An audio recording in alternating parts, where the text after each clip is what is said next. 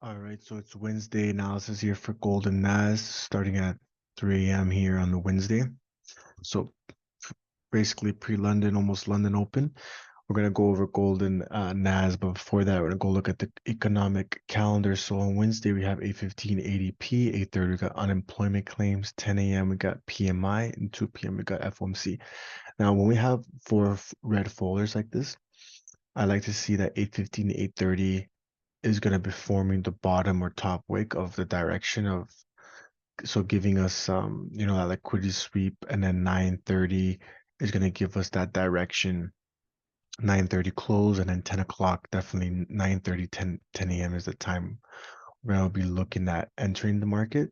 8:15, 8:30, you're going to stay on the sidelines to see, liquidity get captured and what direction we can get into it. But by the way, um, I think there's no, yes, it's just gonna be the normal FOMC meetings. All right, so starting with NAS 100, the Nasdaq. Let's go on the weekly time frame. So weekly time frame, we got bullish trend here, bullish trend. Then we got a bearish close last week, breaking the low of the previous candle. But then this week, we didn't get that bearish momentum going down. We actually got a wick, a higher low, and then now it's trying to break the highs. And if this is the case, and this is gonna go, we might see something like this form and continue its way up, um, and continue up to the 2,500 area, because that's a whole number here, and as well as the momentum going up. But if we're going to see that, we got to see that, in the smaller time frame form. So that's the weekly, and then daily. The thing I'm looking at daily is closing above the resistance here, right? We got a resistance here, and this candle did close above, right? This candle closed above this resistance. So looking like that, we're gonna probably continue to the upside for tomorrow. So looking something like maybe a bottom wick, tap the resistance, turn into support, and then continue and have a big, big, big day, right? Something like that. That's what it's looking like. But we also have to see confirmation on the smaller time frame, right? So weekly is looking like bullish, daily is looking like it's bullish. Now, doesn't mean we will be buyers tomorrow, but it's just like kind of back in my head here. Now, this is the where it really, really matters here. So let's slap on the analysis. Let's slap on the analysis here. So we are, approaching a strong, strong high here, strong resistance, which is this high here. And we also, this wick here, right? So like this double top form, this double top, we are now approaching that area. So we are still, and if you want to look at the ranges we are in, we're still in this range here, right? And we're at the top of the range, right? So I mean, the only thing I can see here is that two things can happen. Now we did take out liquidity, which is this high here. We just sweep it, and now we are breaking its own low. Now, if we do close below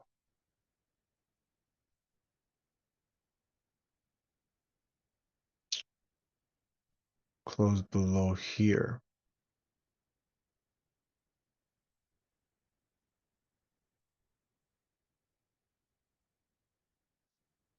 right? Then it is a easy sell down to, I would say, on a 1 hour close. So if a 1 hour close is below, draw it out here.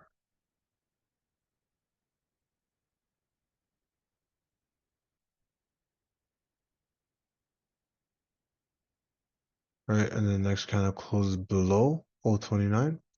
Then we got a nice clean ride down downtown, right? We can go downtown here, and we can, as it's dropping, take profit. Now,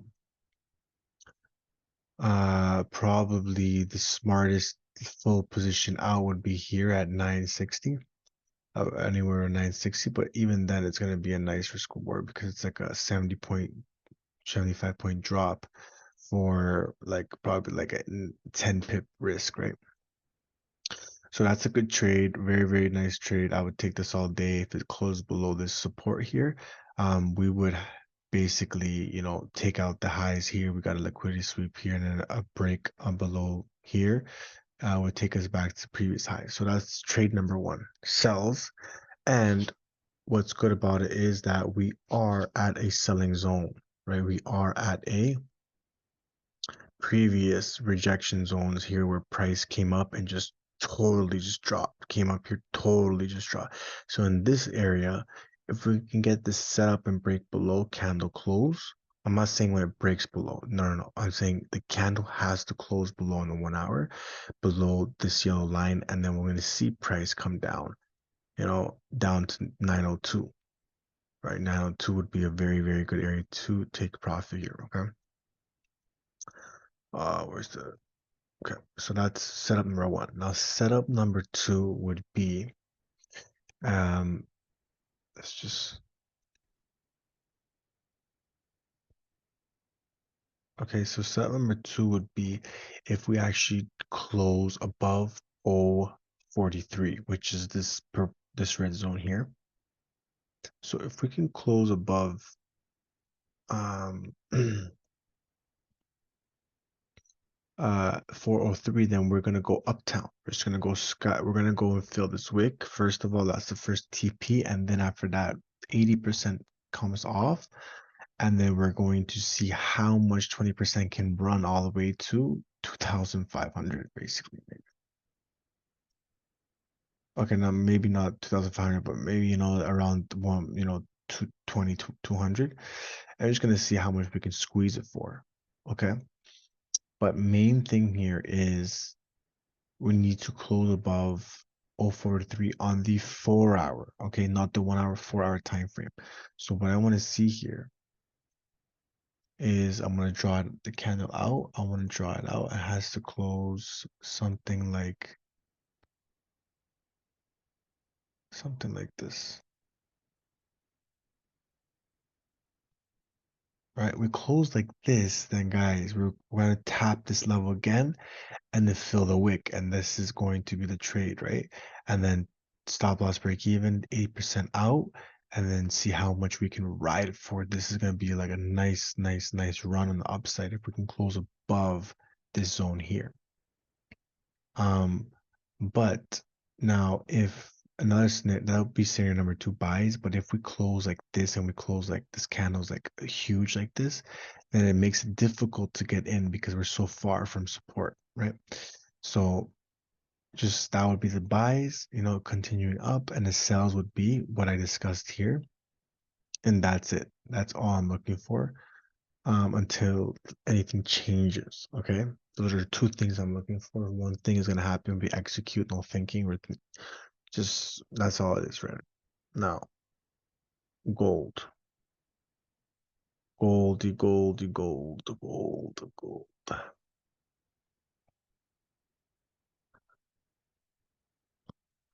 Now, gold is a little, well, last month we closed like a doji, which means we didn't break the low, we didn't break the high, and we also closed right at the open in a sense, right? Almost at the open.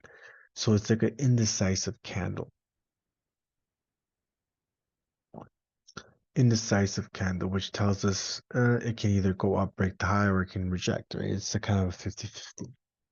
But since we are going up in the first 3 days of the candle, sorry, the first week and the first couple of days of the candle, let's go on a weekly time frame to give us more information. Weekly time frame, we close below the support here with this candle, then we close back above, then we broke this own high, closed bearish, broke its own low, closed bullish. So to me, like these candles are closing side by side. It's consolidation really on the bigger picture. So since we closed bullish, I mean this could really just race up and break this high here. It could. That's what it looks like it's gonna do. But let's go on a daily time frame to see what we can see here. Daily time frame, we closed and breaking yesterday's high. Right, breaking yesterday's high. We are already attacking it in London. So I mean, not much information either because we got this resistance here, we got rejections here, we got rejections here. So I mean, 4 hour, we're gonna have to play the 4 hour time frame, honestly here. Not much real direction on the bigger time frame. So let's slap on the analysis here. And this is the range we're playing in on gold. We're playing on a tight range here, buy, sell, buy, sell. We got every time, you know, every time we're below this area, we're selling. Every time we are above it, we're looking like we're buying. We're being buyers here. Key level, key level, key level, key level. Same thing about here. Is our support. So that being said, we're gonna see if we can close above. First setup would be what it's setting up now in 2 hours. 5 o'clock should be 5, 6, 7 a.m. should be ready on this Goldilocks here. What I want to see here is two things happen. First thing I want to see is if we can close above 2335 right over here, 2335. Now if we can close above that, it's going to look like this candle here. The closer we can close here, okay, two more sauce. Well, we're going to want to see it close above. Now when we close above, we want to see the next candle give a tap back and then continue its uptrend, and then continue its uptrend, and then continue its uptrend all the way up to these levels here. So at like 2356. Just want to see it if we can close above. And that's what I'll be looking for buys once we close above. We have to close above this zone on a 4 hour time frame for me to continue these buys to fill in this range here. Right? This down move, I want to fill in and copy it, right? Mirror the move. And that's only gonna happen if we close above. Now, if we close above and I take buys and we lose, and let's say I don't like to predict fake outs, but if this happens, something like this, like we close above the range and then the next candle closes right back below the range, right? Then I will look for sells, heavily sells, like pretty heavy sells, like pretty big positions here because we're looking at a fake out and a liquidity grab too. Right? So then if that's the case, what happens if you look at this line every time we close below it? So let's look left, right? Every time we close below it, what happens? Right? Close below it, we drive to the bottom of the range. Right? We close below it, we drive to the bottom of the range. We close below it, we retest it, but then we end up driving to the bottom of the range. We blow by it, we drive to the bottom of the range. We do like a little fake out here, we drive to the bottom of the range. We tap it, we drive to the bottom of the range. We could do like a little fake out, and then this is the only time it failed. It's fine. Close, drive to the bottom of the range, reject, go out to the bottom range, reject, bottom of the range, reject, bottom of the range. Okay, so you see a pattern of every time we're below this area, we drive to the next support, which is down at the zone. So if we can close above and then close back below this area, then you're going to see the same pattern here, and it's going to go boom, drive to the bottom of the range. And that would be the sell trade, but only if this presents itself here. Okay, only if this presents itself here is when I'll be taking those sells. Other than that, I'm looking for breaks above to continue this trend to the upside, and to go up. And the only reason why I'd like the sells if we close below is because we never really took out any liquidity here. right? This is all equal lows here. We never really took out, and we never really done something like this.